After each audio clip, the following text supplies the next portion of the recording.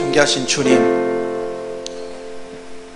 이 시간도 사랑하는 자녀들 피곤찮고 곤민치 않도록 지켜주시고 머리에서 발끝까지 성령을 기름부터 부어주시어서 우리가 듣는 것으로 만족하는 것이 아니라 주님의 실제를 만지는 은혜의 역사를 이루어 갈 수 있도록 기름 부으시고 함께해 주옵소서. 이 시간도 성령님만을 전심으로 의지하고 주 예수님의 이름으로 기도하옵나이다. 아멘. 할렐루야. 월에도 좀 드셨어요? 떡 먹었더니 잠이 잘 올 것 같은데.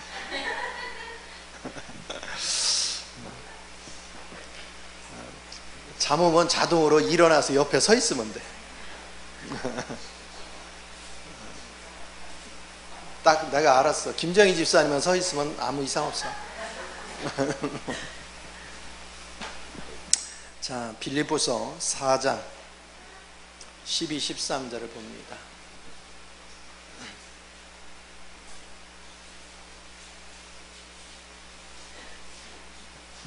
은성이도 예배드려. 똑바로 앉아서.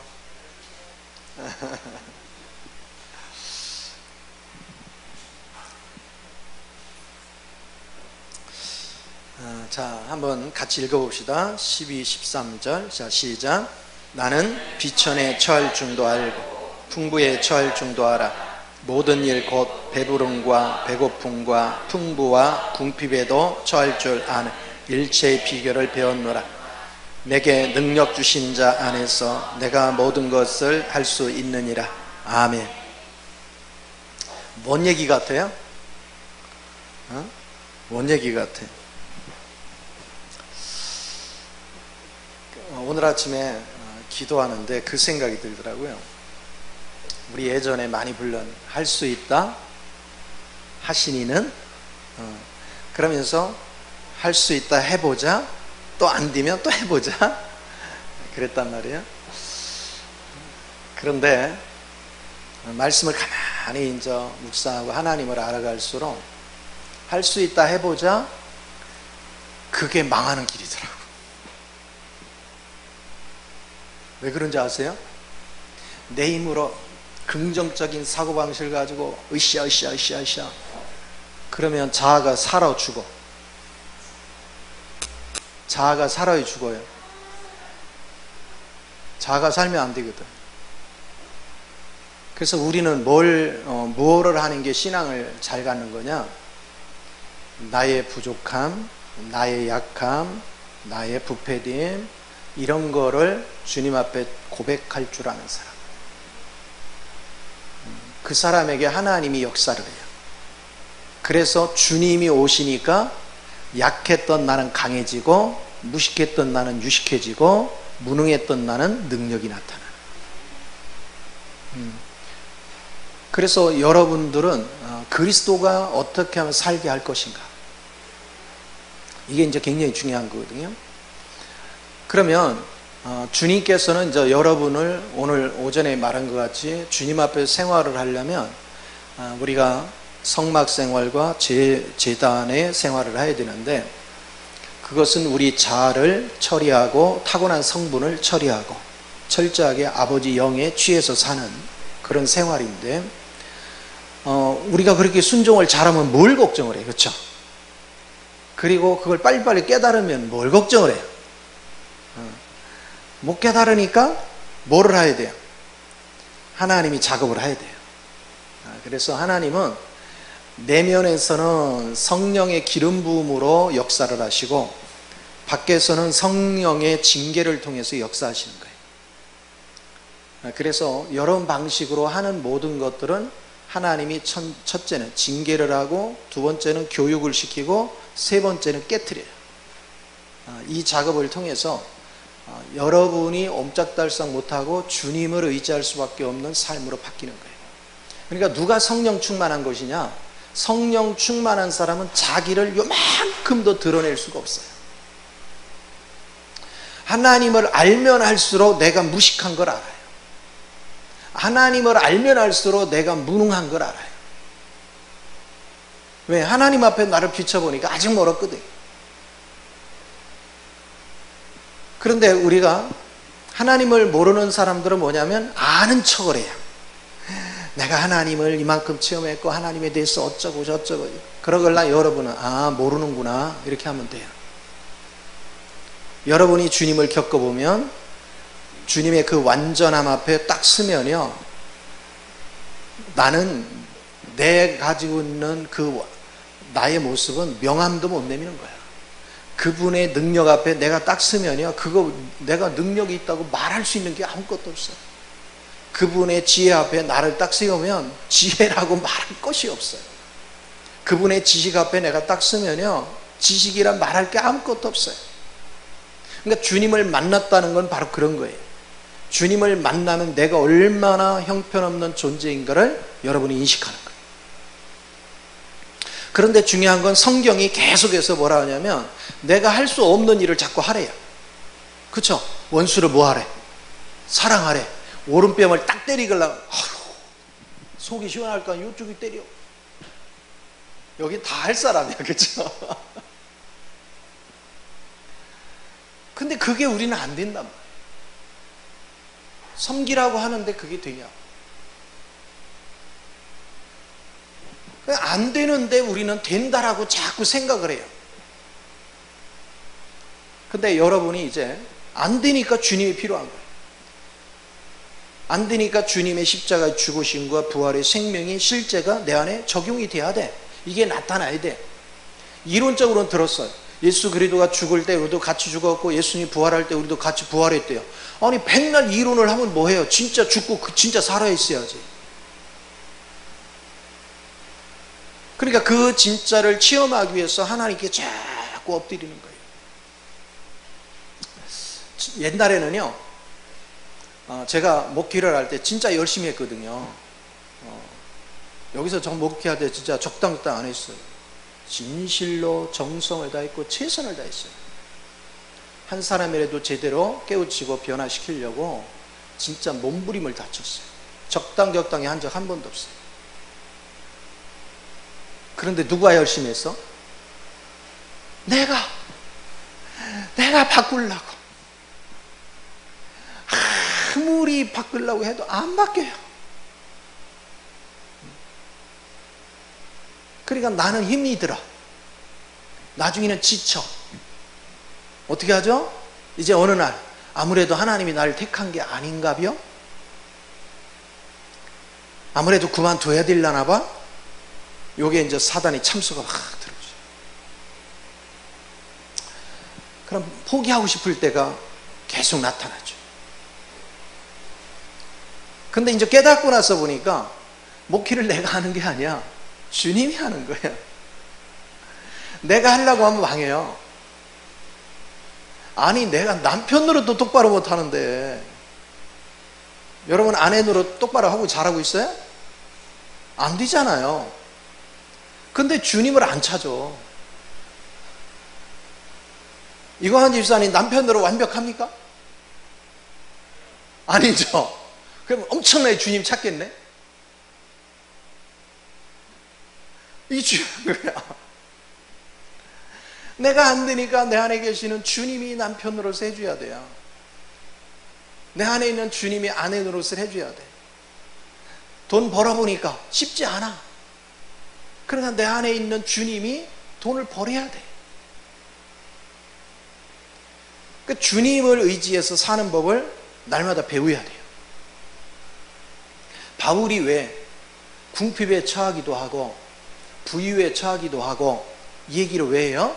이 뜻은, 자 여러분은 생각을 해보세요.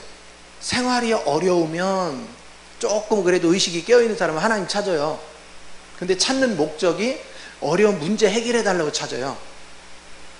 그 어려운 문제를 이기지 못하는 내 속에는 옛사람의 성분을 하나님은 드러내서 그걸 나로 보게 한 다음에 그걸 십자가에 넘기게 하는 게 아버지 뜻인데 우리는 그건 관심 없는 거야.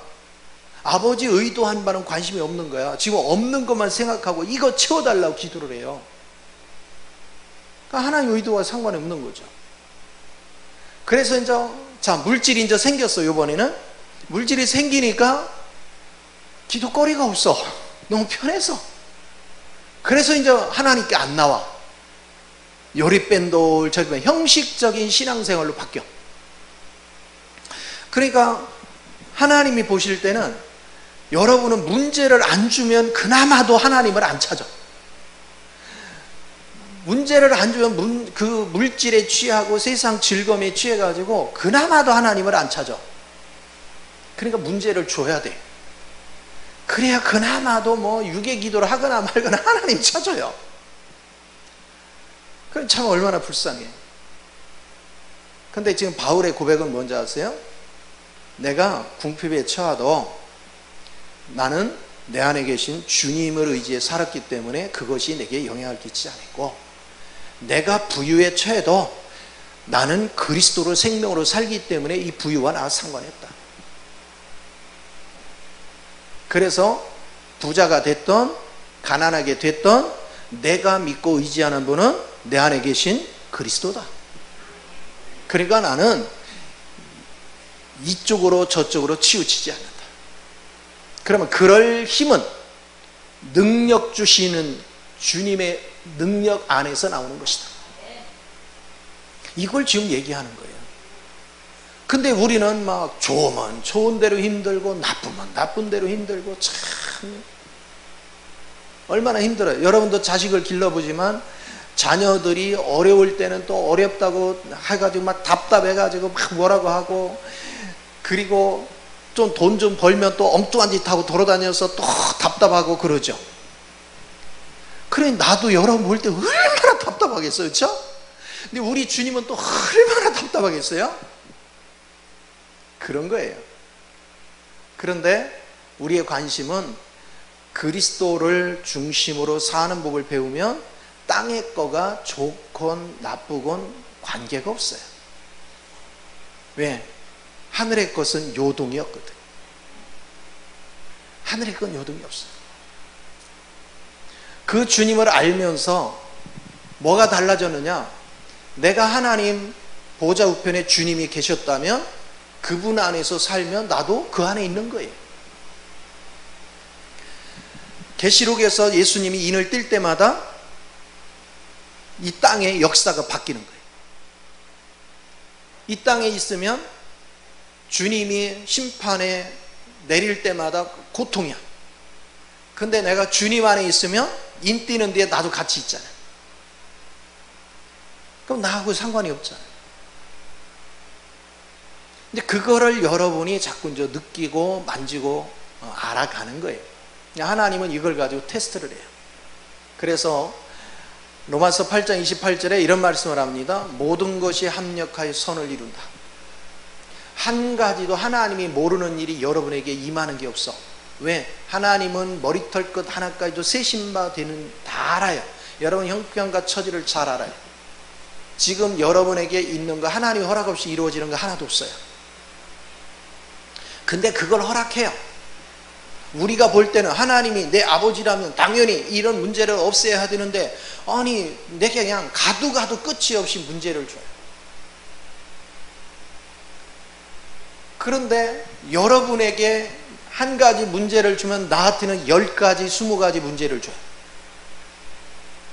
왜냐하면 나를 하나님의 생명의 통로 삼아야 되는데, 내가 더러운 것이 흘러나가면 한두 사람을 죽이는 게 아니야. 그러니까 다룸의 정도가 훨씬 세요. 그러면 내가 주님을 붙잡지 않으면 생활이 너무너무 어렵고, 여기도 왔다 갔다 하려면, 우리 부부가 왔다 갔다 하려면 요즘 성수기 때는 비행기 값이 보통 비싼 게 아니야. 비수기 때하고는 비교가 안 돼. 그래서 150% 이상을 비행기 받는단 말이야. 최소한도 왕래하려면 80만 원이 들어. 한 달에 2번 왕래하려면. 어찌됐건 간에 여러분을 회복시키고 교회 학교를 회복시키기 위해서 그렇게 정한 거예요. 그런데 형편을 보면 나올 데가 없잖아. 그렇죠? 근데 누구 보고 가는 거야? 주님. 왜? 주님이 채울 걸 알고. 그러면 또 내가 여기 오면 여기 뭐 밥도 사주지, 숙소도 얘기하지, 뭐 하면 그것도 경비가 만만치 않아. 쉬운 일이 아니죠. 하나에서 10가지. 쉽게 말하면 뭔가를 먹이려면 엄청난 내가 희생의 대가를 치러야 될 거예요. 희생의 대가를 치러야 돼요. 우리는 희생을 하면서 뭔가를 하는 거예요. 그러니까 우리가 뭔가를 누리려면 공짜가 없어. 주님이 우리에게 공짜로 주시지만 사실은 주님은 엄청난 비싼 대가를 치르신 거예요. 그러니까 우리가 하나님을 안다는 게 뭐냐면 그 은혜의 대가가 주어지기까지 얼마나 많은 희생이 있고 얼마나 많은 헌신이 있는가를 알면, 그걸 알면 여러분의 자세가 달라져. 말씀을 대하는 태도가 달라지고 하나님 앞에 헌신하는 태도가 달라지고 여러분 의식이 바뀌어. 아, 누군가는 우리를 살리려고 저렇게 헌신하고 애쓰는데 우리는 세상에 시간 없다 뭐 했다 그 엄청난 걸 투자해서 왔는데 요리밴들 저리밴들 이리 빠지고 저리 빠지고 맨날 그래. 그럼 그곳에 무슨 하나님의 역사가 있겠어요? 하나님의 실제를 안다는 것은 가치를 보는 거예요. 그래서 여러분이 궁핍에 처하고 부유에 처하고 이거에 영향을 받는다면, 아이고 하나님 뭐 시키면 없어요, 돈이 있어야 가지고 뭐 하죠, 맨날 핑계대고 못할 걸. 그런데 나는 가난도 보지 않고 부유도 보지 않고 내 안에서 능력 주시는 하나님을 주목하면, 우리는 주님이 명령하면 그냥 뜻을 따르는 거죠. 왜? 누가 채울 걸 알고 주님이 채우실 걸 알고 그렇게 움직여가는 거예요. 오늘 주님 안에서 이거를 끊임없이 볼 수 있는 은혜가 대단히 중요한 것입니다. 그래서 하나님이 이런 거에 대해서 여러분 영적 눈을 뜨게 하려고 하나님께서는 끊임없이 우리를 훈련시켜요. 그래서 외적으로는 성령을 통해서 환경을 조성을 해요. 그래 육체가 내 마음대로 활동을 못하도록 환경을 조성하는 거예요. 제약을 받게 하는 거예요. 환경의 통제를 받아요. 힘들게 하는 사람을 만나게 하거나 질병을 주거나 아니면 어떤 문제를 줘가지고 내 운신의 복을 좁혀. 그래서 하나님을 찾지 않고는 내가 견딜 수 없도록 만들어요. 하나님은 여러분의 육체를 힘들게 하는 게 목적이 아니에요. 여러분 속에 있는 옛사람이 어떻게 나를 힘들게 하는지 그 정체를 드러내기를 원하는 거예요. 그래서 여러분이 이제 하나님 앞에로 돌아서서 하나님을 찾기 시작을 하면 하나님께서 때로는 말씀을 과거에 들었던 걸 기억나게 하시고 그것이 딱 깨달아짐과 동시에 하나님이 우리에게 빛이 탁 비춰지는 순간 하나님의 기름 부음이 역사하기 시작해요. 하나님의 기름 부음이 여러분 안에 나타나면 그 기름 부음 자체가 뭐냐면 이 페인트 칠을 한 번 할 때 하고 두 번 할 때 하고 페인트 양이 적어요, 많아져요? 많아지듯이 하나님의 기름 부음이 한 번씩 일어날 때마다 내 안에 주님의 성분이 많아져. 그러면 그만큼 내가 주님에 대해서 인식도가 깊어지는 거예요. 그래서 자꾸 주님이 인식이 돼요. 그러면서 내 죄, 숨겨져 있던 죄가 막 드러나요. 아, 내가 이게 교만한 거구나. 나는 그게 겸손인 줄 알았는데 이게 또 교만이구나. 나는 이게 복음을 전하는 건 줄 알았더니 아니구나. 이게 하나님을 욕되게 하는 거구나. 아, 나는 알지도 못하는 하나님에 대해서 말을 함부로 하고 다녔구나. 이제 이런 걸 보는 거예요. 어제도 얘기했지만 세상에는 진짜는 그리스도 외에는 없어요. 다 가짜예요. 다 가짜예요. 그리스도 외에는 없어요. 하나님 빼고 진짜가 없어요. 그러나 사람의 지식으로 보면 옳은 것도 있고 그른 것도 있어요. 근데 하나님의 관점에서 보면 사람에게 옳은 게 없어요. 왠지 알아요? 옳아도 실행할 수 있는 능력이 없어요. 그러니까 하나님은 사람을 신뢰하지 않아요. 그래서 지금도 주님이 계속해서 우리에게 말씀하시는 것이 너를 왜 자랑하냐 이거야. 고린도서 3장에 그런 얘기 하죠. 네 지혜를 자랑하느냐? 아니 하나님이 주지 않은 것이 어디 있냐? 하나님은 사람의 지혜를 없는 것 같이 여긴다. 근데 사람이 똘똘한 척을 다 하는 거예요.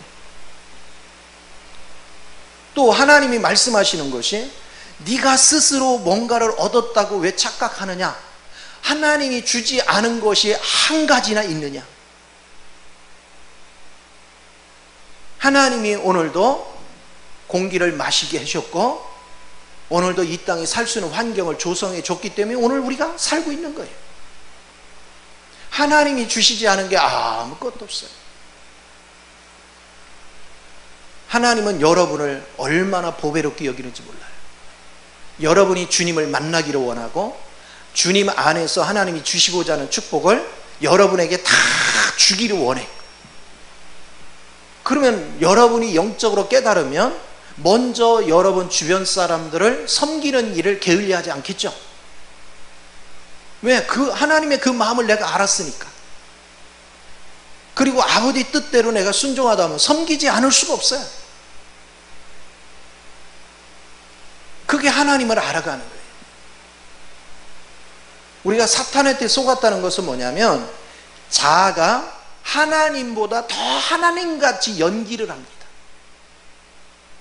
실상은 아는 것이었고 실상은 아무것도 아닌데 자신이 대단하다고 생각을 합니다. 저는 몇 번 주님의 빛 가운데 그냥 그 안에 갇혀있는 나를 봤었거든요. 그걸 갖다 황홀경이라고 그래요. 나는 맨 처음에 그거를 경험하기 전까지는 나 꽤 괜찮은 줄 알았어. 근데 나같이 가증스러운 사람이 없어. 나같이 형편없는 자가 없어요. 나같이 무식한 자가 없어요. 아니, 예를 들어서 보세요. 열심히 목회를 하면서 선교하고 막 부지런히 하고 그래서 사람들은 막 어쩌고 그러는데 우리 하나님은 내게 그래요. 아니, 내가 네 옆에 보물을 줬는데도 보물도 몰라보는 놈이 뭘 안다고 설치느냐? 근데 얼마나 웃기는지 아세요? 눈만 끔벅끔벅한다. 그거 느끼는데 보물이 뭔지를 몰라가지고 눈만 끔벅끔벅해요. 근데 얼마 후에 그게 아내라는 거예요. 내가 너한테 최고의 보물을 줬다는 거예요. 그걸 몰라봤던 거예요. 여러분 옆에 가까이 있는 사람이 다 하나님이 선물로 준 최고의 보물들이라고. 그 가치를 못 느는 거예요. 그러니까 우리는 옆에 가까이 있는 보물을 몰라보고 보물 찾아 어디로 가? 엉뚱한 데 가서 보물들을 찾아. 하나님을 알면 보물이 멀리 있는 게 아니에요. 우리가 신앙생활을 같이 하는 것도 우연이 아니다. 하나님이 다 만나도록 안배하시는 거예요. 하나님이 역사하시는 거예요. 그 속에서 하나님은 빛이 되고 연결이 돼 보면 어느 날 여러분이 주님의 빛 가운데 딱 거하면 저 사람이 우리 몸에 예를 들어서 내가 오른팔이야. 저 사람은 왼팔이네. 저 사람은 다리네. 저 사람 또 옷자리네. 저 사람이 눈이네. 빛 가운데서 그걸 인식하는 은혜가 여러분을 풍요롭게 바뀌어. 그럼 그게 그리스도 안에서 같은 몸을 이룬 지체들끼리 우리가 만났다는 사실을 알면 지체는 분열이 돼야 됩니까? 연합이 돼야 됩니까? 그리스도 안에서 계속해서 연합되는 길을 걸어가는 거예요. 이 생명을 계속 볼 수 있는 눈이 열리는 거. 그러니까 성경의 축복은 다른 거 없습니다. 뭐 병을 고친다는 동, 귀신을 쫓아낸다는 그거 주님이 하셨죠. 그런데 그거 주님이 하셨어요. 주님이. 근데 내가 능력 받아서 병 고치고 귀신 쫓고 그렇게 가르치니까 누구를 섬기게 합니까? 사람을 섬기게 하는 거예요. 사람의 종이 되게 만드는 거예요. 그가 우상되게 만드는 거예요. 여러분 안에 그리스도를 의지해 살면 여러분도 다 할 수 있는 거예요. 사복음서에서 예수님이 하신 모든 것들, 그 영이 내 안에서 실제 살면 여러분도 다 할 수 있는 거예요. 이미 그 능력은 우리 안에 왔어요. 문제는 그분을 의지하지 않고 내가 설치고 다녀서 문제인 거예요. 내 자아가. 이게 엄청난 능력이에요. 아가서를 여러분이 읽으면 술람이 여인이요, 아가서는 이렇게 영적 상태의 중간지대, 초보가 아니에요. 중간까지 올라와서 중간에서 최고봉까지 올라가는 체험의 단계를 다루는 거예요. 열심히 술람이가 주님을 추구해요. 그런데 주님께서 뭐라고 하냐면 준마가또다 그래요. 준마가또다. 그리고 포도원을 일구냐고 얼굴이 거무스름하고 까무잡적했대. 그럼 뭐냐, 세상을 의지해 살았다는 얘기야. 그런데 주님이 너무 좋아. 주님을 추구해. 근데 준마가때, 준마는 하나님의 통제 안에서 움직이는 게 아니라 내가 막 설치는 거예요. 사랑합니다, 난 주님을 어쩌고 막 으쌰으쌰 하는 거예요. 그래서 막 여기 십자가에도 올라가고 뭣도 하고 막 철회도 하고 그랬어. 서울 같으면 청계산 아니면 북한산에 올라가가지고 막. 근데 여러분 가만히 관찰을 잘 해보세요. 그런 사람들이 여러분이 친밀하게 교제하면 할수록 얼마나 교만한지를 알게 돼요. 은사를 받으면 받을수록 훨씬 교만한 걸 알게 돼요. 왜? 그들은 주님을 아는 사람들이 아니에요. 주님을 알면 여러분을 내세울 수 있는 요소가 하나도 없어요. 그리고 주님은 여러분의 외면적인 거, 그거에 관심 있는 게 아니에요. 여러분 안으로 주님이 얼마나 조성되고 있는가, 그걸 주목하고 관심하는 거예요. 시간이 가서 여러분이 이 파트로 내적으로 여러분이 자라가 보면 내가 지금 뭔 얘기를 하는지 바르게 알게 돼 있어요.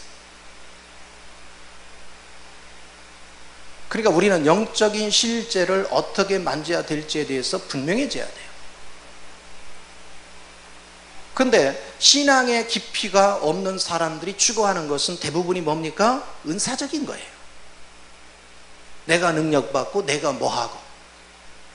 그거는 하나님을 어떤 분인지 체험을 시키는 것이지 그거를 목표로 삼으면 안 돼요. 여러분은 내가 죽고 그리스도가 사는 걸 목표로 삼아야 돼요. 그래서 이 술람의 여인이 준마와 같이 하고, 그리고 네가 가시나무 가운데 피는 한 송이 백합화 같다라고 칭찬을 해요. 그랬더니 술람의 여인은 주님 앞에 뭐라고 했습니까? 가시나무 가운데 맺은 열매가, 사과 열매 같다. 이제 이번에는 주님이 그의 자아를 깨기 위해서 어디로 끌고 가요? 높은 바위가 있는데 그 바위 밑에 은밀한 곳으로 끌고 들어가요. 왜 바위 밑에 낭떠러지가 있는 그 은밀한 곳으로 왜 끌고 들어가요? 거기는 삶이 황량합니다. 거기는 삶이 메마르 있습니다. 거기는 내가 운신의 폭이 좁습니다. 잘못하면 낭떠러지 떨어져 죽기 때문에 운신의 폭이 좁습니다. 거기서 뭐해요? 내가 설칠 수 있는 게 하나도 없습니다. 거기서는 내가 오직 살 수 있는 길은 하나님의 은혜 아니면 안 됩니다. 이제는 내가 여기서 잘난 척 할 수 있는 공간이 없습니다. 오직 주님을 부를 수밖에 없어요. 오직 주님을 의지할 수밖에는 없어요.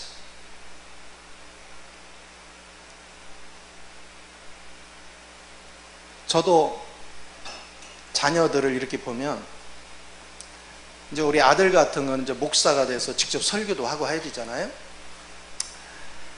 여기 있을 때는 제가 참 너는 이 생명의 중요성을 알아야 된다. 말씀을 알기 위해서 어떻게 해야 된다. 수없이 얘기해도 피상적으로 알아듣는 거예요. 절박함이 없어요. 왜? 그냥 뭐 먹고 사는데 지장 없으니까.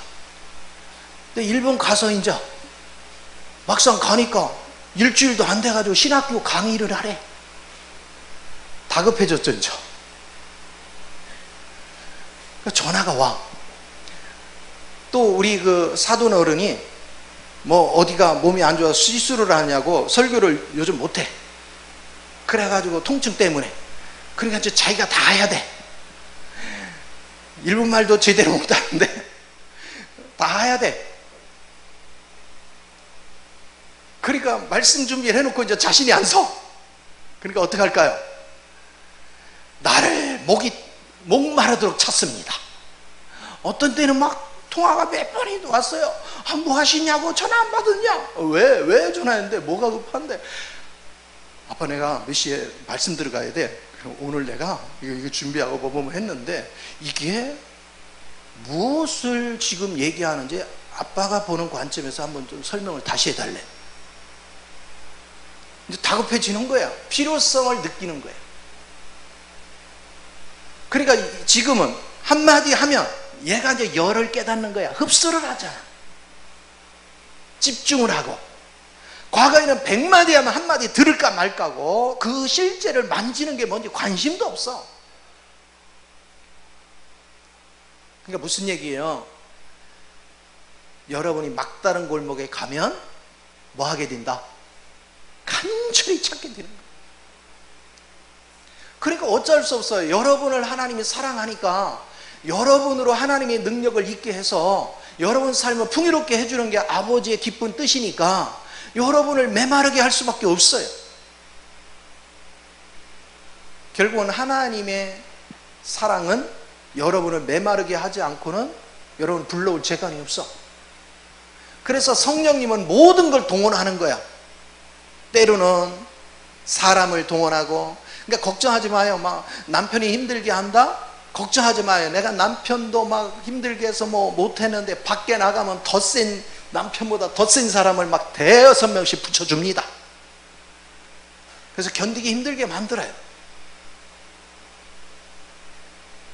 그래서 그거에 부닥치기 위해서 하나님께 울부짖고 기도하다 보면 나중에는 남편 섬기는 건 너무너무 쉬운 거야. 하나님 일하시는 방식을 알아야 돼요. 여러분은 고난을 주목하지 말고 고난을 통해서 뭐를 배워? 순종을 배우는 거예요. 순종을. 히브리서 5장 8절에 주님 뭐라고 했어요? 주님조차도 고난을 통해서 순종을 배웠는데 하물며 우리일까 보냐. 우리가 정말로 그리스도를 바르게 배운다는 것이. 그 우리 환경에 놀라운 일들이 다 예비되어 있습니다. 하나님은 계속해서 역사해요. 그래서 여러분이 환경에 어려움이 오면 내적으로는 이제 하나님을 자꾸 찾는 거예요. 답답하니까 막 간절하고. 그럼 그때부터 말씀이 꿀송이 같이 맛있어져. 그전에는 안 들으려고, 안 먹으려고, 입맛에 안 맞아. 웬 박한 식물을 자꾸 줘. 그래. 근데 여러분이 이제 코너에 몰리면요, 세상에 말씀 찾아서 여러분이 그냥 아무리 멀어도 쫓아가게 돼 있어.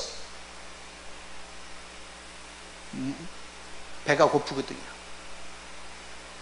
그럼 말씀이 먹어지면 생수가 흐른다. 생수가 흐르는 것이 기름 바름이 일어나는 것이다. 그 기름 바름을 통해서 빛이 내게 비춰지면 여러분 속에 죄의 성분이 드러난다. 이게 나를 이렇게 넘어지게 했구나. 이게 나를 자꾸 고통에 쓰러지게 했구나. 그거를 알면 여러분은 그런데 이건 이미 십자가에 죽은 건데 내가 이거한테 속아서 여전히 사네? 그걸 빛 가운데 보면 여러분 죽이려고 그렇게도 안 죽던 게 저절로 비워져. 빛이 임하야 돼요. 빛이. 이 빛의 실제의 경험을 하고 나면 저절로 내려놔져요. 이게 너무너무 귀해요.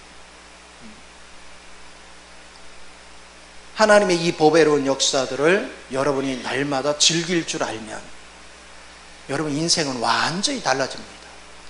그러니까 이런 거예요. 지금 여러분 가족을 구성한 사람은요, 다 하나님의 최상급의 사람들로 하나님이 짝을 맺어준 거야. 최상급의 자식이고 최상급의 배우자고 최상급의 환경이야. 왜? 여러분을 드러내는데 최상급이야. 근데 우리는 육체가 힘든 거를 쳐다봤지 하나님이 이 환경을 조성한 목적, 그 이유에 대해서 관심이 없었다. 여러분이 관심을 주께로 돌려보면 문제는 누구에게 있어요? 여러분 자신에게 있다는 걸 알게 돼요. 그래서 밖에서 이런 환경을 조성해서 일을 하시는 게 성령의 징계라고 한다면 안에서 성령의 기름 부음을 통해서 우리에게 깨닫게 하시는 그거를 봅니다. 그래서 밖과 안이 계속해서 코인연이 이루어지는 거예요. 그리고 화학적인 변화가 일어나. 우리가 음식을 할래도 어떻게 해야 돼요? 안에다가 재료를 넣고 물을 붓고 밖에서는 뭐 해야 돼? 불을 떼야 돼. 그래야 안팎에서 화학적인 반응이 일어나면서 맛이 우러나는 거예요. 새로워지는 거예요. 이 과정을 겪어서 여러분이 이제 그 과정 속에서 그리스도를 의지하는 가운데 이제 아버지 마음을 가지고 상대, 이 사람 저 사람 이런 환경을 아버지 관점에서 다스리고 아버지 관점에서 섬기면 비로소 여러분이 하나님을 알기 시작하는 거예요. 그러니까 이런 섬김을 할 줄 모르는 사람은 하나님 하자도 몰라. 그냥 이론적인 문자적인 하나님은 얘기하지만 실제의 하나님은 몰라. 아는 사람은 절대 그렇게 할 수 없어요. 그래서 주님을 만나본 사람과 만나지 않은 사람은 차원이 달라지는 거예요. 그래서 우리는 느껴요. 저 사람이 주님을 만진 사람이다, 못 만진 사람이다. 영의 사람은 금방 이렇게 보면 느껴요. 그냥 느껴져 와요. 왜? 영은 영끼리 소통이 됩니다.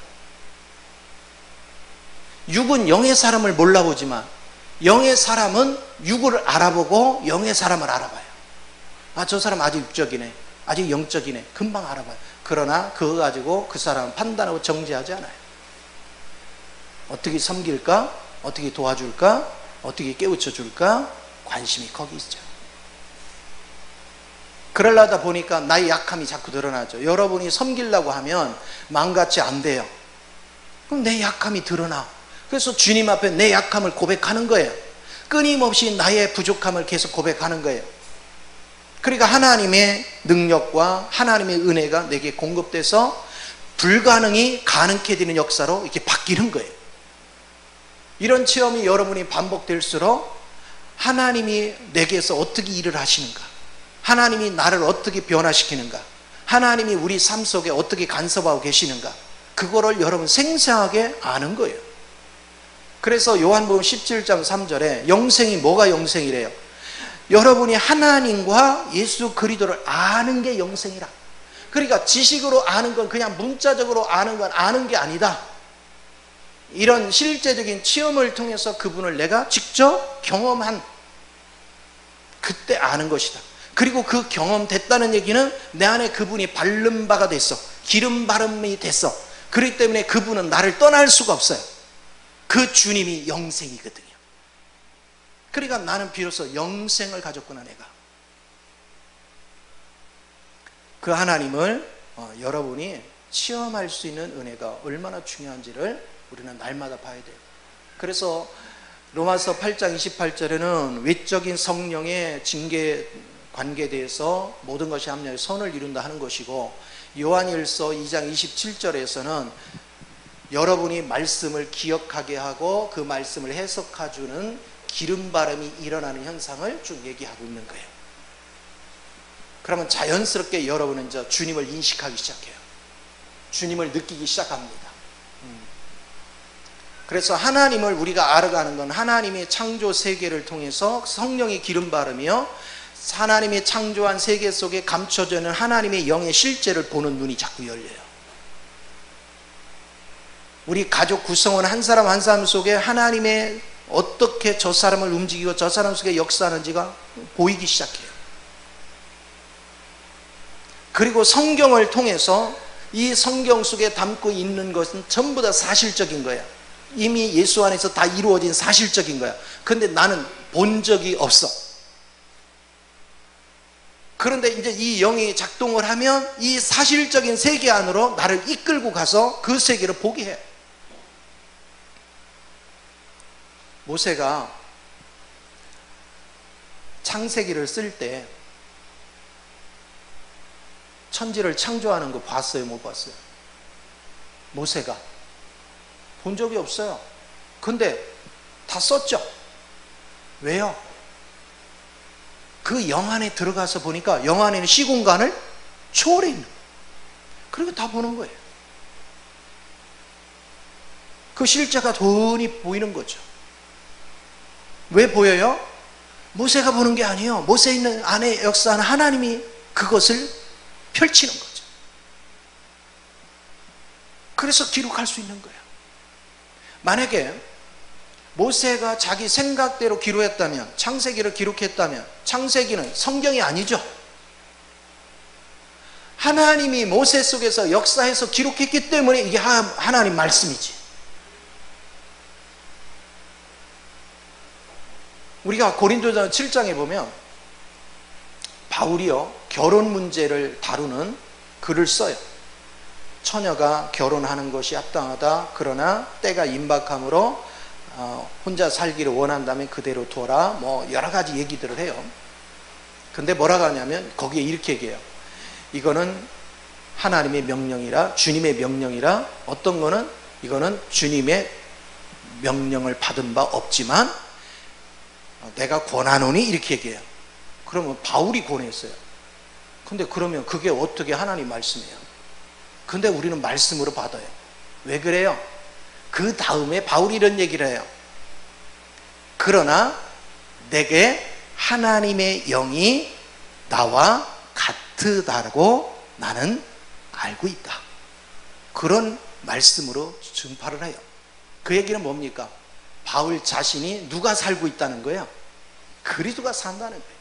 직접 하나님께 들은 바는 없지만 내가 그리스도를 사니 내가 그리스도의 마음 안에서 내가 너한테 권하노니, 그러니까 그게 하나님 말씀이다 이거예요.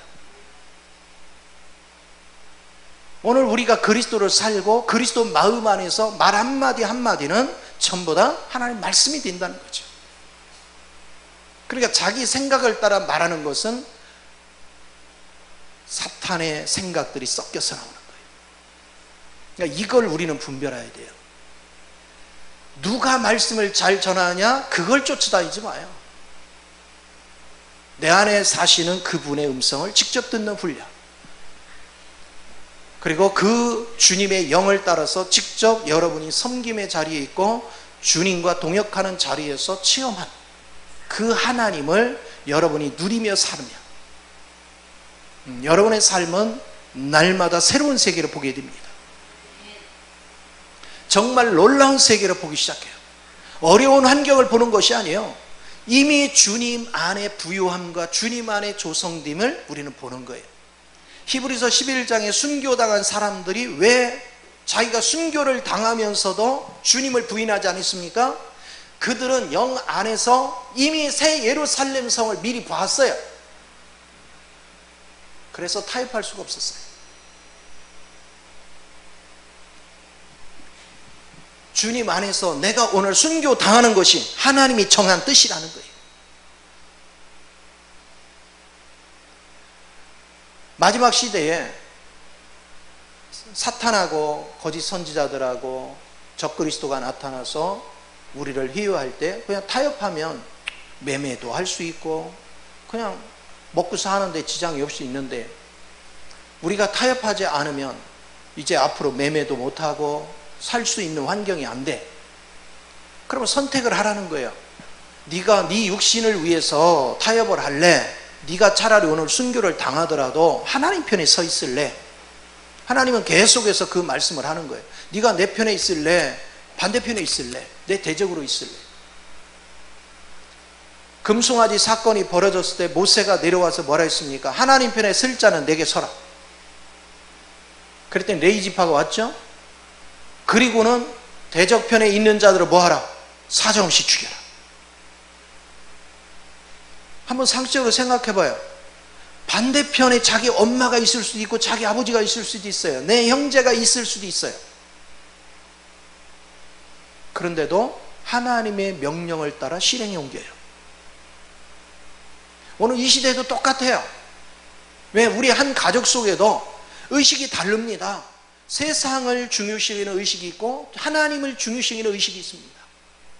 세상을 중요시 여기는 의식에 있는 사람은 절대로 자기가 희생당하는 곳을 절대 선택하지 않습니다. 입으로는 주여주여 하지만 결정적일 때는 다 자기 유익을 위해서 갑니다.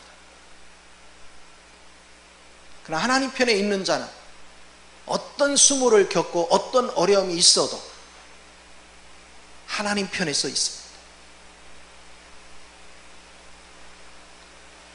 마태복음 9장에 보면 제자들 중에 어떤 사람이 저는 주님을 따르겠습니다. 그러니까 주님이 뭐라고 했어요? 주님이 뭐래요? 여우는 굴이 있고 새는 둥지가 있는데 나는 뭐 할 곳이 없대. 머리 둘 곳이 없대요. 그 얘기는 뭡니까? 너 그래도 올래? 그랬더니 따라와. 안 따라오고 다 제가 할 길로 간 거예요. 자, 어떤 사람을 이제 주님이 넌 나를 따르라 그랬어요. 그랬더니 아이고 아버님이 아버지 상을 당했어요. 제가 장사 치르고 와서 갈게. 그러니까 주님 뭐라 했어요? 죽은 자는 죽은 자들로 장사하게. 너는 나를 따르라. 그게 중요한 게 아니다. 나를 따르는 게 더 중요하다. 또 한 사람한테 얘기했어요. 내가 부모님께 가서 인사하고. 이거 당연한 거 아니에요? 그런데 주님 뭐라고 했습니까? 쟁기를 잡은 자가 뒤를 돌아보면 내게 합당치 않다.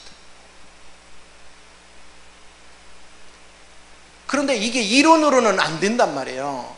내가 그리스도를 생명 안에서 직접 경험하지 않고는 절대로 이런 선택을 할 수가 없어요. 자기 목숨 아끼지 않는 사람이 어디 있어요? 자기 가족 소중히 여기지 않는 사람이 어디 있어요? 그런데 때로는 주님 때문에 가족한테 욕을 먹을 수도 있고 가족한테 원망을 들을 수도 있지만 가족을 외면하고 하나님을 따라야 될 때가 있단 말이에요. 내가 하나님 편에서 과연 서 있는가? 오늘 우리의 신앙생활이 어느 편에 서 있는가? 그래서 우리 하나님 뭐라고 하냐면 나는 만홀히 여김을 당하지 않는다. 나는 속임 당하지 않는다. 갈라디아 6장 7절에 그러죠? 나를 속이려고 하지 마라. 나는 너희 중심을 이미 보았느니라. 네가 영으로서 신령한 것을 심으면 신령한 것을 얻을 것이요 육으로서 썩어질 것을 심으면 썩어질 것을 얻을 것이다. 오늘 신앙생활을 하면서 썩어질 것을 구하면서 신령한 척 하나님을 엄청나게 섬기는 것 같이 그렇게 포장한 종교인들이 얼마나 많은지 모릅니다. 주님이 원하는 건 진실한 거예요. 네가 나를 진심으로 사랑하느냐? 주님을 사랑하는 방식이 뭡니까? 목숨을 다하래요. 뜻을 다하래요. 힘을 다하래요. 이렇게 사랑하는 사람이 있습니까? 없어요. 저도 안 되고. 그럼 누구만 돼? 내가 죽고 그리스도가 사는 길 외에는 없어요. 주님 외에는 그렇게 사랑할 분이 없어요. 그래서 주님이 말씀하시는 거예요. 그럼 결론은 무슨 얘기입니까? 네가 그리스도를 살지 않으면 내게 합당치 않다. 네가 그리스도를 실제적으로 살 때 내게 합당한 것이다. 그걸 계속 묻는 거예요. 저는 요즘 기도할 때마다 계속 주님과 교통이 그거예요. 내가 과연 어느 편에서 지금 하나님과 대화를 하고 있는가? 나는 어느 편에서? 베드로는 예수님이 십자가에 죽어야 된다고 할 때 하나님을 너무너무 사랑해가지고 주님 그리하지 마옵소서, 주님 자신을 생각하소서. 그건 인간적으로 볼 때는 엄청나게 주님을 생각한 거야. 근데 주님은 대뜸 뭐라 했어요? 사탄아 물러가라. 너는 하나님의 일을 생각지 않고 사람의 일을 생각한다. 그래서 예수 점쟁이들 쫓아다녀봐요. 내적인 그리스도를 주목하게 하는가, 외적인 환경을 주목하게 하는가. 그래서 뭐 병 고치는 능력이 있네, 뭐 어떻게 하면 축복이 오네, 뭐 축복의 개념이 전부 다 바뀔 거예요. 썩어질 거예요. 그게 전부 다 가짜 선지자들이 하는 모습. 생명의 실제를 쫓아가면 외적인 얘기를 안 해요. 왜? 내적으로 그리스도가 짜여지면 외적인 건 저절로 그 영이 다 컨트롤을 하니까. 속이 잘 되면 겉은 저절로 되는 거예요. 자, 히브리서 11장 3절을 한번 봅시다. 이거 누가 가져온 거예요? 오, 너무 좋아.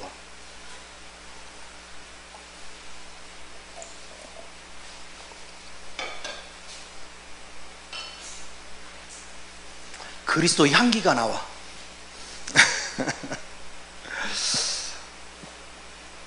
자, 한번 읽어볼까요? 히브리서 11장 3절. 자, 읽습니다. 시작.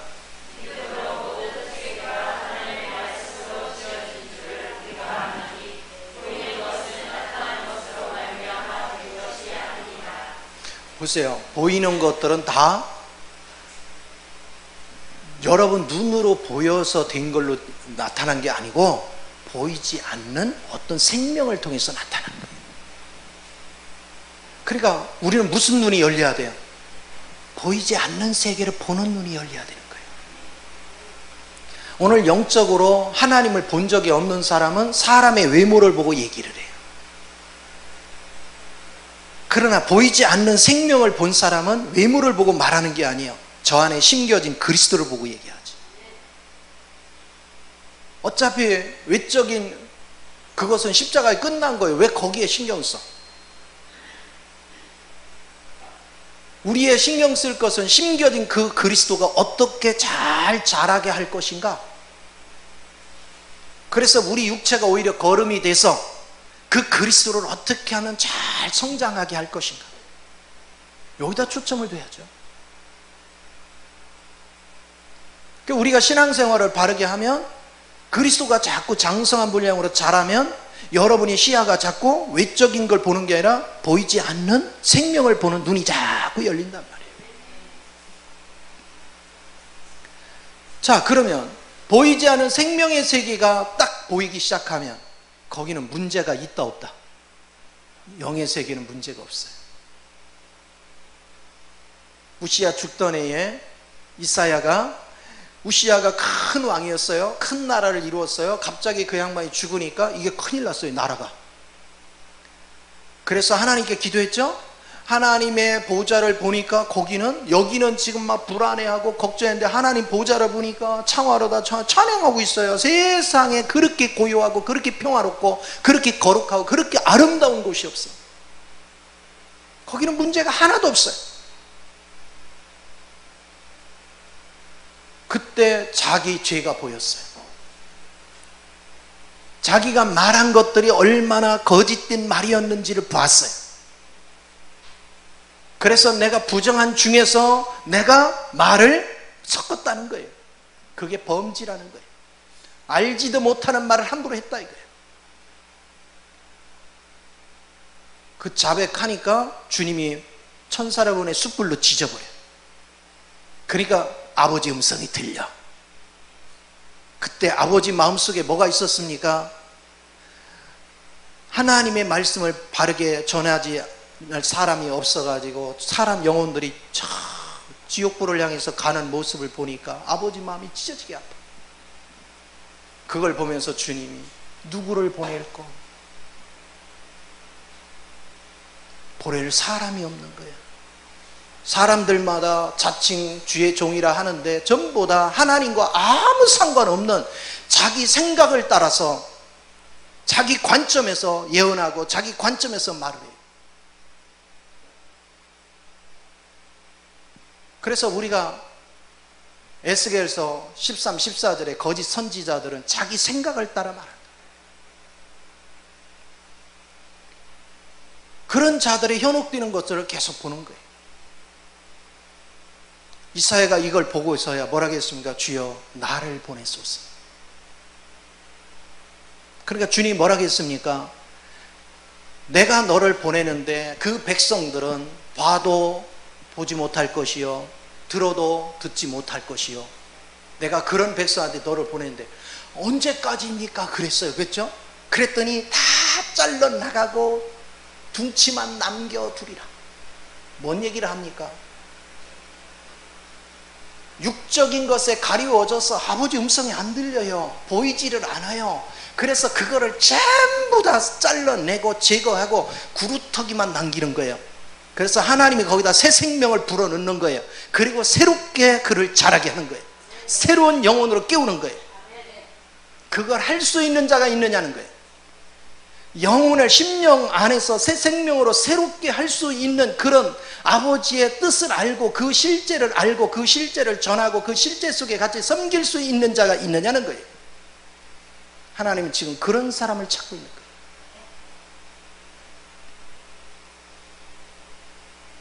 그 실제를 맛보지 않은 사람은 생명을 전할 수가 없는 거예요.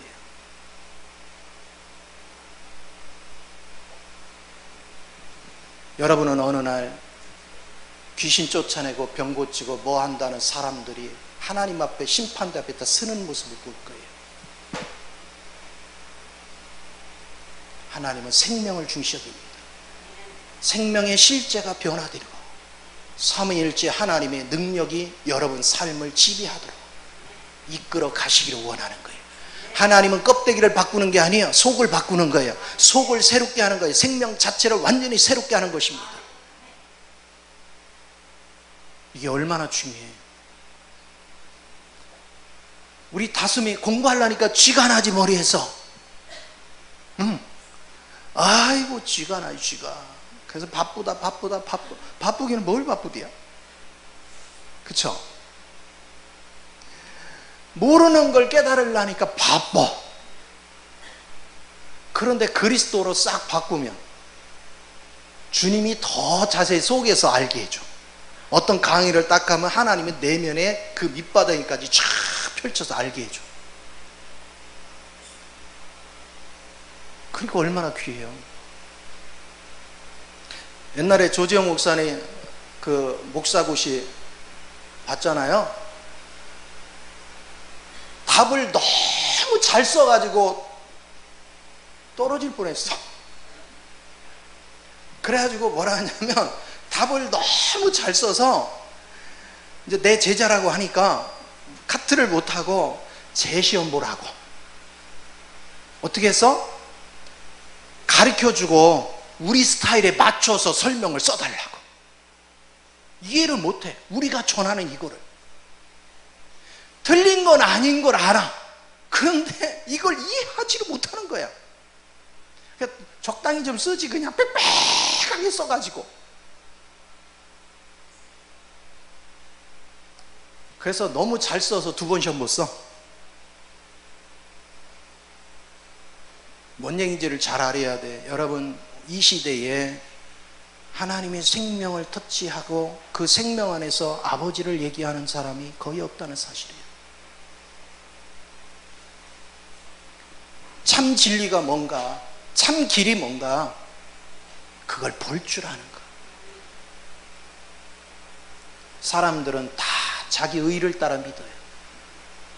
내가 없어지고 그냥 단순하게 아버지가 흡수가 돼야 되는데. 저도 그 하나님을 만나기까지 20여 년의 세월이 걸렸어요. 하루아침에 절대 안 돼요. 어느 날 갑자기 뭐 신령한 거지 막 하늘이 뻥 뚫렸다고 그 전부 다 귀신에 잡혀서 하는 소리예요. 내가 경험해보니까 그래요. 단호하게 말할 수 있어요. 내가 직접 경험해보니까 그 귀신에 잡혀서 하는 소리. 절대 불가능해요. 하나님은 그렇게 역사하지 않아요.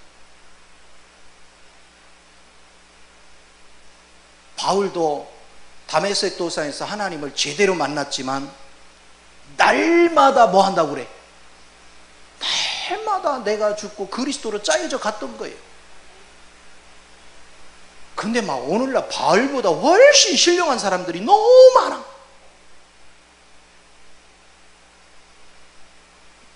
절대로 속지 마요. 지금은 종말의 시대이기 때문에 발을 잘못 들이면 인생 쪽박을 쳐요. 지금까지 열심히 신앙생활 해놓고 다 쪽박쳐요. 우리는 가던 길을 제대로 가야 됩니다. 끝까지 바른 길을 가야 돼요. 여러분은 날마다 자기를 부인하고 여러분 안에서 부활의 생명을 날마다 체험하는 실제가 되어야 돼요. 하나님은 나를 순탄한 길만 가게 하지 않았어요. 내가 잘못 결정해도 하나님이 이거 아니다 이렇게 한 적이 없어요. 잘못 결정하고 가면 내버려둬요. 그래갖고 함정에 빠져요. 막 허우적거려요. 막 미치는 거야. 나 나름대로 기도 받으면서 내가 잘 왔는데 왜 이렇게 됐지? 이미 나중에 함정에 빠져보면 할 말이 없어요. 그럼 허우적거려 내 죽게 생겼으니까 하나님 더 간절히 찾는 거예요. 그러다가 내 생각이 이제 절망이 오니까 그 다음에 하나님의 교통이 되는 그 순간에 내가 왜 이 함정에 빠졌는지를 본 거예요. 그러면 우리가 생각할 때는 함정에 빠지면 우리는 망하는 걸로 생각하지만 하나님은 그걸 허락하셔서 나로 하여금 내 속에 있는 잘못된 걸 발견하고 그걸 통해서 하나님을 더 깊이 체험할 수 있는 기회를 줬던 거야. 그러니까 그것이 저주가 아니고 내게는 축복으로 바뀐 거란 말이야. 하나님이 실제로 바뀌었어. 근데 내 실패된 거를 육적인 사람은 그걸 용서를 못해. 그러나 하나님은 그 실패가 너를 부육했다는 거예요. 우리는 이 축복을 알으란 말이에요. 하나님이 다윗을 깨기 위해서 다윗의 눈을 열어주려고 밧세바에 미혹되는 것을 허락한 거예요. 사탄이 충동을 했죠. 그 사건 때문에 얼마나 엄청난 고통을 겪습니까? 압살롬의 왜 집안에서 자식들이 서로 죽이고 압살롬에 쫓겨나고 피난 가고 그 수모는 다 겪잖아요.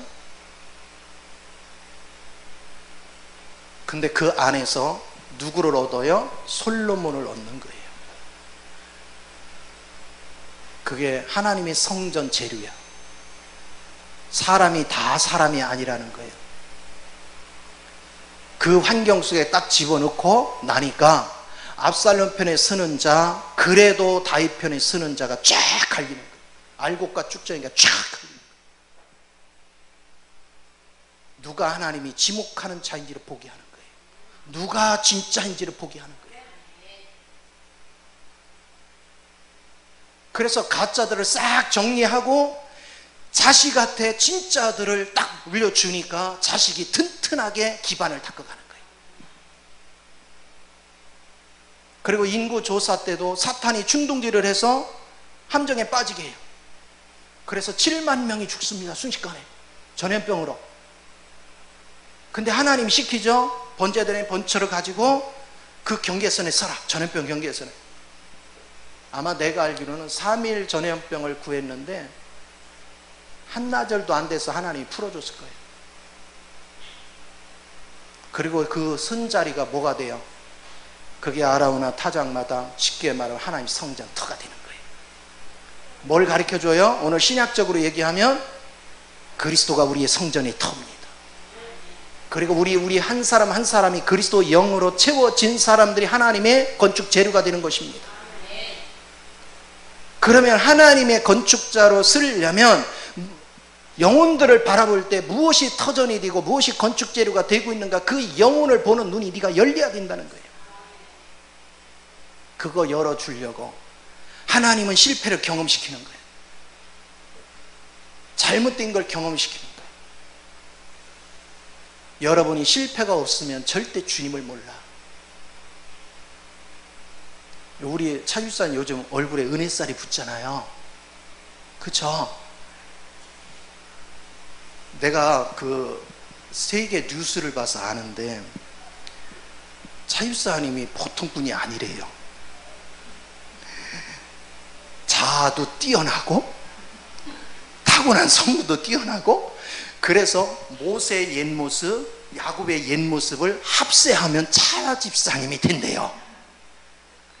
근데 지금 그게 아주 그냥 쭉쭉 빠져가지고 은혜살로 바꿨어. 근데 그냥 저렇게 됐을까요? 설치는 것마다 망했거든요. 설치는 것마다 망했거든요. 망해가지고 누구 만났어? 주님을 제대로 만난 거야. 그러면 대박 친 거 아니야? 다 잃어버리면 어때? 주님 얻으면 온 세상을 얻는 것인데. 그게 복이에요. 다른 게 복이 아니야. 언제까지 여러분이 껍데기를 쫓아다닐 거예요? 생명의 그 실제를 붙잡는 거. 이제 이렇게 인생 산전수전을 겪어서 이 정도 되잖아요. 이제 어느 날 하나님의 영적인 터치가 되기 시작하면 내가 지금 말하는 걸 실제 생명 안에서 봅니다. 만지기 시작합니다. 그게 열리기 시작하면 그냥 쫙 열립니다. 왜 그게 열리는 게 쉬운 거냐면 산전수전을 겪으면서 그 현장을 다 다녀본 거예요. 근데 이 의미를 몰랐는데 영적인 세계에 딱 들어가서 열리면 아 이게 이거 있어, 이런 거게 돼요. 그게 진짜예요. 우리는 그런 능력을 여러분이 소유할 수 있는 거예요. 그게 신앙생활을 바르게 하는 겁니다. 그러니까 신앙생활은 그냥 귀로만 듣고 그냥 내 생각으로 해석해서 뭐를 하는 거, 그 신앙생활이에요.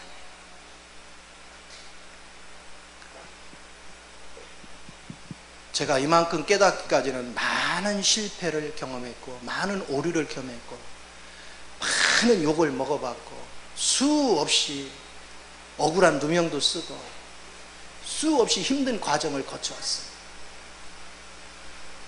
그렇게 하면서 나 자신을 다 포기한 거예요. 내가 내려놓고 하나님의 빛 가운데서 보니까 내가 얼마나 교만한 자인지를 본 거예요. 내가 얼마나 잘난 척하고 내가 얼마나 설치고 내가 뭔가를 하나님보다 앞서서 하려고 한 게 얼마나 많은지를 본 거예요. 다 쓸데없는 거야. 결국은 주님 한 분만이 남더라. 여러분 그 주님을 더 깊이 인식하고 여러분이 깨달아가는 이게 복 중에 복인 줄 믿으시기 바랍니다. 하나님은 살아계시는 거예요. 그래서 여러분에게서 이제 이런 체험들이 오고 여러분이 이제는 하나님의 은혜 속에 붙잡혀 가는 모습을 보면 내가 주님 앞에 가서 자랑거리가 생기는 거예요. 하나님께 자랑거리가 있잖아요. 너 뭐하고 왔냐? 그러면 여러분 이름만 딱 대면 돼. 한 명이라도 똑바로 세웠으면 하나님이 나 칭찬할 거 아니에요. 근데 뭐하고 왔냐 그랬더니 마산서요 20년 하고요 어디 가서 하고요 어디 개척했고요 뭐 했고요 막 몸을 아끼지 않고 뛰어다녔습니다. 그래서 결실이 있는 게 뭔데? 근데 하나님이 다 까봤는데 열매가 하나도 없어. 다 쭉정이만 있어. 그럼 어떻게 되는 거야? 너 뭐하고 왔냐? 할 말이 없죠. 여러분 나 좀 살려줘요. 나도 좀 상 좀 받게. 여러분 잘 되는 게 내가 잘 되는 거야. 참. 빌립보서 2장 16절 봅시다.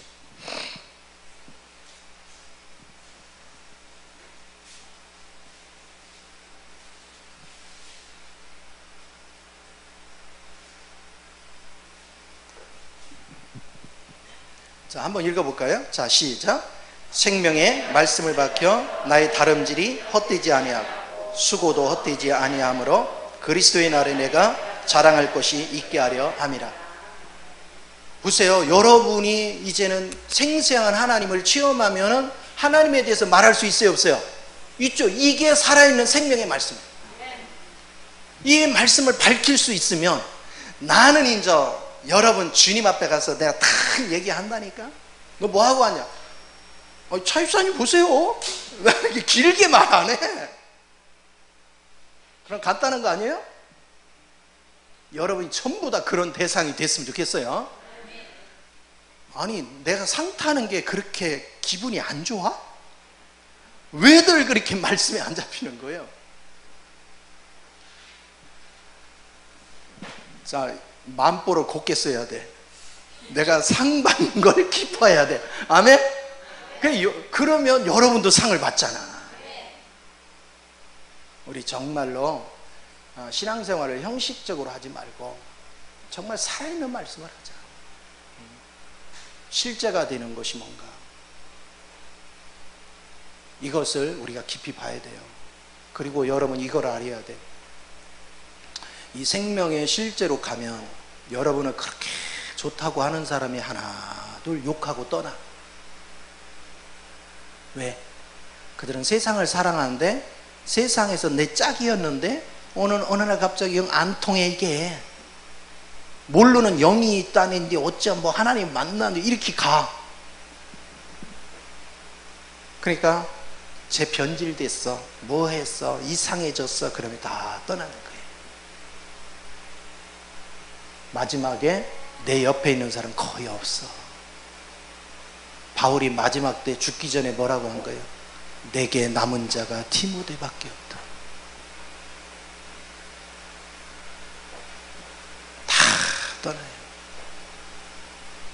이것을 우리가 봐야 돼요. 여러분 생명의 실제를 만나는 사람이 그렇게 많지 않아요.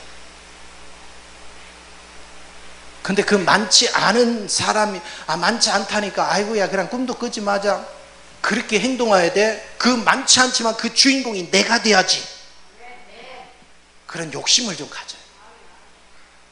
그래서 앞으로 기도를 해도 국거리 기도하지 마요. 세상 거 이거 해주세요. 그런 수준 낮은 기도하지 마.